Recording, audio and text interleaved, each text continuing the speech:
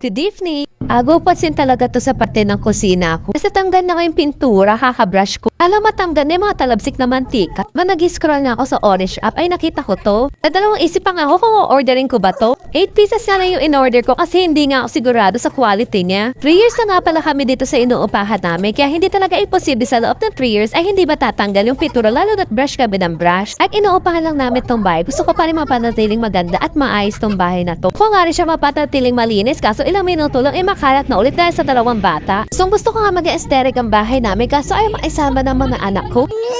Gusto ko talagang i-share sa inyo yung mga na-order ko sa Orange app. Noon at alam ko napakamura lang niya, pero ang lakas pahaganda sa bahay. Yun din kasi yung hinahanap ko, yung mga kamura ko, pero alam ko hindi ako mapapabura.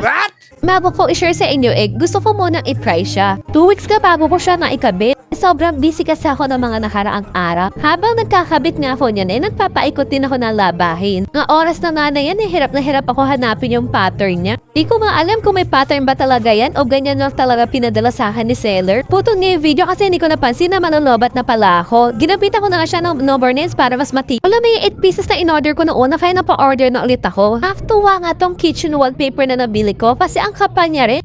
Waterproof na siya at oil-proof pa siya. 30 by 60 cm na pa rin yung size. Nanday ko nga pala muna yung mga kalat dito sa kusina namin para dire-diretso na rin pagdikit ko mamaya. Nanasa ko na nga rin yung mga part na basa. Tapos pinush ko na rin pala yung mga bakas ng paa ng pusa dito kasi tuwing gabi may napasok na pusa dito sa kusina namin. Nakakainis ka kasi biglang nag-stop yung video kasi hindi ko napansin na memory full na pala ako, pero ito pa yung kinalabasan niya.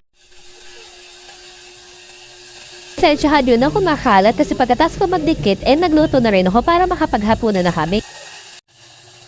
O siya, ilalagay ko na sa comment section ng link. I-check out na yan!